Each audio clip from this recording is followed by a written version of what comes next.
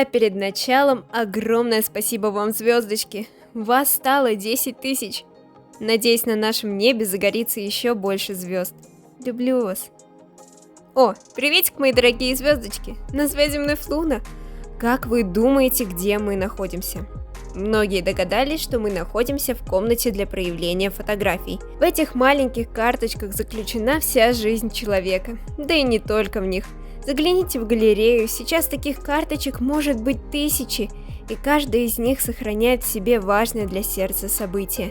Давайте же создадим такую галерею и нашему персонажу. Запаситесь вкусняшками и приятного просмотра! В первой части, к слову, если не смотрели, то тыкайте на подсказку сверху. Мы создали раскрашенную куколку, совершенно бездушную и пустую. Таким нашего персонажа оставлять нельзя, поэтому давайте разбираться. Дисклеймер: в данном видео не рассматриваются клише, создание идеального персонажа, лишь принцип разработки биографий. Для вышеперечисленного можно посмотреть видео по подсказке. Приятного просмотра! Сначала привяжем к нашей куколке ниточки, чтобы ею можно было бы хоть как-то управлять. Этими ниточками станут черты характера и иные характеристики героя. Для этого накидайте несколько черт, которые вы бы хотели видеть в вашем персонаже. Например, пусть она будет злой, закрытой, нелюдимой, а еще пусть выращивает растения. Так сказать, что в голову придет. Набрав багаж характеристик, вы начнете заставлять персонажа включаться и двигаться, хоть и с вашей помощью. Для чего нам это нужно? Для того, чтобы знать, от чего отталкиваться. И с гарантией 99,9% характер не останется таким, каким он был изначально. И чем сильнее мы погружаемся в сериал, в книгу, в принципе в историю, тем больше меняется биография, она сливается и подстраивается под сюжет.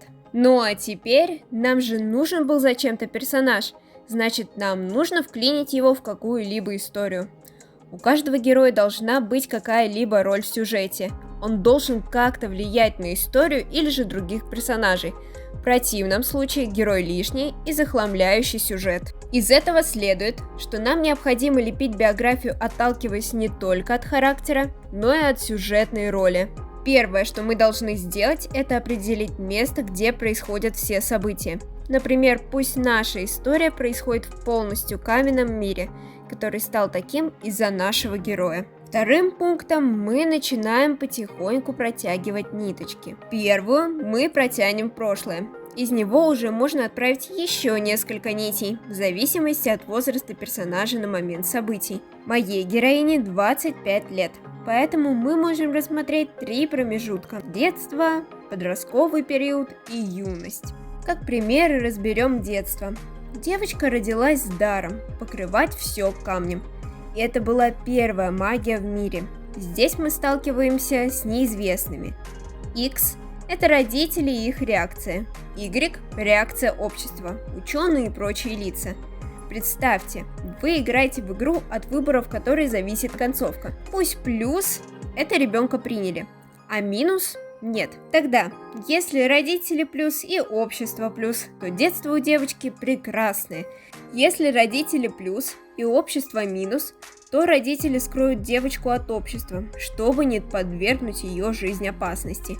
Если же родители минус, а общество плюс, то родители будут ненавидеть дочь и скрывать как позор семьи. Общество же будет стремиться найти и спасти ребенка. Если же и родители минус, и общество минус, то родители отдадут ее ученым на опыты. Звучит жестоко, да? И в зависимости от выбора пункт подросток изменится, а от выбора уже в нем изменится юность. И так далее. С каждого пункта мы собираем черты героя, которые мы приплюсуем к нашему изначальному набору характеристик. Но перед следующим пунктом не забудьте заглянуть в наш телеграм-канал. Здесь вы первыми узнаете о следующем видео и будете в курсе всех новостей. А еще вы сможете лично задать мне свои вопросы. После игры с концовками вы переходите в пункт «Настоящее». Во всей хронологии событий это такая точка, конечный результат. Будущее мы не рассматриваем, ведь оно не относится к биографии. В конце мы получаем нашу изначальную задумку, но с большими или же не очень изменениями.